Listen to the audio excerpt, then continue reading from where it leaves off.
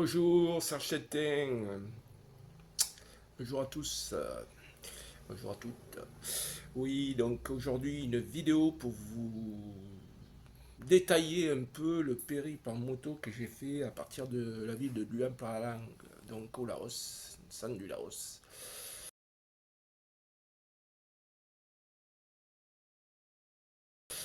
Donc c'est une boucle, Luang Prabang. Luang Prabang, c'est plus de 7, entre 7 et 800 km. J'ai fait ça en 5 étapes. Donc il y a des choses, des petites choses à savoir qui peuvent gâcher le voyage si on ne les connaît pas, quoi, ces petites astuces, tout simplement, quoi. Donc, alors, si vous êtes intéressé par faire un voyage, une boucle en moto, donc au Laos ou même au Vietnam, hein, ça se fait aussi au Vietnam. Donc, il faut prendre connaissance un peu de plusieurs paramètres, à savoir je pense que de France, vous pouvez étudier votre périple, votre trajet. Donc ça se fait sur carte, sur Google Maps ou map.me, je crois, c'est ça, ouais. Donc là, vous avez les altitudes, vous avez les kilométrages, les villes, les guest house où vous pouvez dormir, les restaurants. Donc tout n'est pas marqué sur Google Maps, hein, que vous apercevrez au cours de la balade qu'il y a des établissements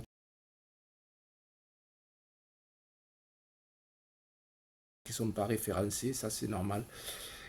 Donc ça, ouais, première étape, faites de France d'où vous êtes, vous faites votre trip euh, et vous pouvez calculer les étapes, savoir combien de jours, voilà, combien de temps vous voulez mettre, le budget que vous voulez consacrer. Voilà, donc la période, pour la meilleure période, c'est entre novembre et avril, fin avril. Ouais, moi j'ai fait début mai, quoi. Voilà, meilleure période, donc saison sèche. Vu l'état des routes, les routes sont toutes cabossées avec des nids de poules en très mauvais état. Du coup, là, donc il faut prévoir, bien sûr, un équipement adapté. Donc ça va jouer sur le temps de conduite qui va être réduit parce que c'est usant de conduire sans arrêt en regardant la route, en évitant. Le jeu, c'est d'éviter les nids de poules. Donc, c'est une attention de tous les instants, quoi. Il vous faut votre vigilance est mise à l'épreuve tout le temps, quoi. Donc ça, c'est assez fatigant. Alors après, ça dépend évidemment de votre niveau en moto, si vous êtes un expert ou si vous êtes et votre âge aussi surtout. La moto en elle-même, donc, si vous êtes seul sur la moto, si vous êtes à deux sur la moto, ça change aussi pas mal les choses. La charge, si vous avez beaucoup de sacs. Donc tout ça, ça se calcule, quoi. À savoir que c'est pas la peine de se charger comme des bourricots, quoi. Il faut avoir le strict minimum. Euh, pour 7 jours, enfin, je prends mon modèle, mon exemple 7 jours, quoi. Bon, après 15 jours, ça fait vraiment beaucoup en moto. Sur ces routes-là, je parle, hein. Sur ces routes-là, je pense que 10 jours maxis. Donc, peut-être un ou deux pantalons, un haut. Vous pouvez conduire en t-shirt ou un blouson léger, c'est chaud quand même, il fait une température assez bon on est souvent en chaleur, en sueur. Donc il y a ça, surtout un imperméable, même si c'est la saison sèche, vous prenez un imperméable. Des chaussures adaptées quand même, hein. Moi, je préconise peut-être des Rangers parce que si vous faites, vous voulez faire du trek, ben vous pouvez assimiler les deux, quoi, marche à pied et moto. Donc voilà. Bon, le casque, on vous le fournira sur place, c'est pas la peine de s'encombrer avec ça. Des lunettes de soleil. Voilà à peu près ce qu'il faut. Des gants aussi, oui, des gants, c'est ça, des gants. Voilà. Ensuite, pour la moto en elle-même, donc moi je l'ai fait sur une 150 cm3. C'est une espèce de CFR Honda là, mais voilà, en 150, donc c'est une fabrication chinoise.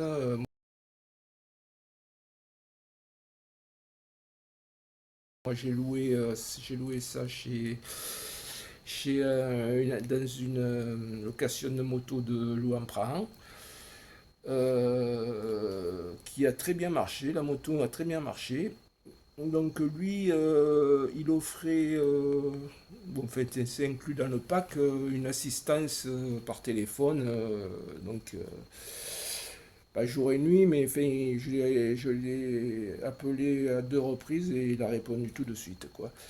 Voilà, donc il m'a fourni deux chambres à air parce que les tailles utilisent une espèce de motocycle, enfin une mobilette à vitesse là, mais voilà, donc ils ont, dès qu'on sort un peu des modèles traditionnels, ils ont plus les chambres à air qu'il faut. Je parle dans la montagne, hein, si vous crevez dans la montagne. Ouais. Par contre, ils sont très bons réparateurs et ils arrivent à faire des choses extraordinaires. Donc, il y a ça. Aussi, je préconise, il faut vraiment bien arrimer les bagages parce qu'il m'est arrivé à deux reprises, j'en avais marre de remettre tout dans les sacs. Alors, bon, toujours mettre les choses à la même place dans les sacs pour être plus rapide pour les prendre, quoi, gagner du temps.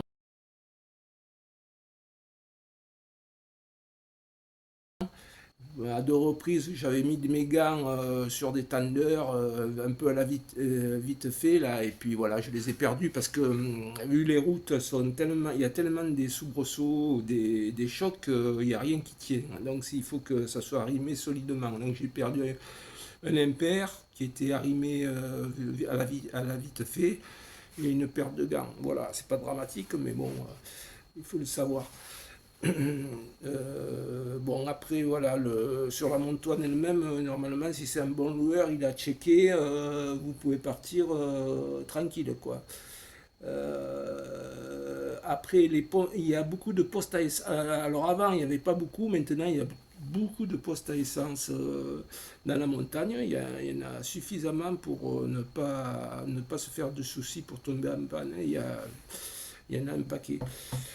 Ça, c'est un problème qui n'est plus là. Quoi dire d'autre? Donc après, sur la conduite en elle-même, bah, bien sûr, il y a, les problèmes sont bon, l'état de la route. Parfois la pluie, si c'est saison des pluies, mais enfin saison sèche, ça peut arriver aussi. Il y a aussi des animaux qui traversent, donc soit des chiens errants qui vous courent après, soit des vaches qui sont habituées à divaguer sur la route et donc il faut faire quand même attention.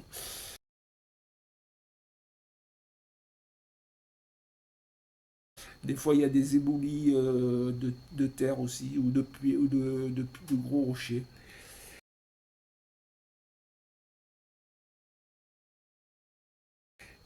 Plus les camions qui dégagent une poussière, alors ils prennent toute la route parce que c'est des petites routes et donc vu que c'est de la terre sèche, ça dégage une poussière. Si vous êtes derrière, c'est bon quoi. Il y a ça, voilà. Après, au niveau, comme je vous ai dit, au niveau c'est à vous de faire votre circuit, mais au niveau du coucher, Normalement, il y a pas, j'ai fait en saison basse, mais moi j'ai trouvé toujours de la place sans réserver. Donc, dans la montagne, ils ne sont pas référencés sur Booking ou sur Agoda, mais vous trouvez de la place pour 200 000 keep laotiens, ce qui fait 8 euros. Vous avez un lit avec une douche. Voilà, c'est basique, hein.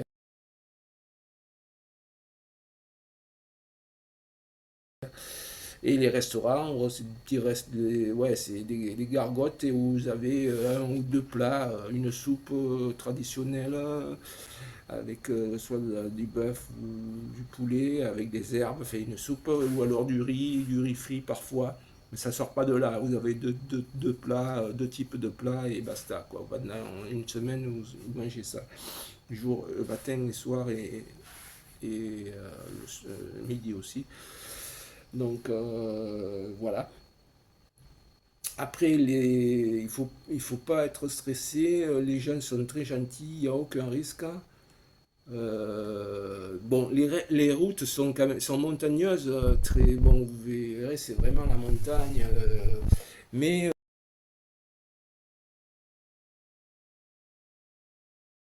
très fréquenté quand même. Donc, même si vous tombez en panne, il y aura toujours un 4x4 ou un camion qui va venir, qui va débrouiller, ça quoi. J'ai jamais vu quelqu'un qui était tout seul en panne sur le bord de la route. Donc, au niveau du choix de la moto, après il y a la 250 CRF qui a pas mal de puissance, donc ça il faut quand même, je pense, mais c'est une machine qu'il faut quand même maîtriser, avoir quand même, avant de la prendre en main, un petit acquis en moto off-road, hein, tout terrain. Euh, voilà. Après, je, le gars qui m'a loué avait toutes sortes de marques. Il avait des Himalayas de Royal Enfield, ça c'est très bien. Alors, quand on est deux personnes, je pense que l'Himalayan elle est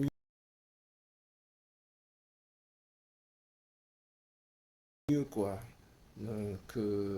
qu'une CRF. Mais après, à voir quoi sur le terrain. J'ai pas testé une Himalayan sur le terrain. Bien que des fois j'ai ouvert les gaz, j'en avais marre de rouler au ralenti. Dès que je pouvais, je ouvrais les gaz. Donc ce qu'il faut faire ou ne pas faire, c'est quand il y a de la boue, j'ai remarqué que si on roulait doucement, on avait plus de chances de tomber. C'est-à-dire ça, c'était glissant quoi, donc ça partait dans tous les sens. Que si on avait on arrivait avec une bonne vitesse d'inertie, on passait plus facilement. Mais encore faut-il maîtriser la moto, quoi. Voilà, c'est pas pareil quand c'est de la tôle ondulée. Des fois, en roulant un peu plus vite, on perçoit peut-être un peu moins les chocs et les à-coups.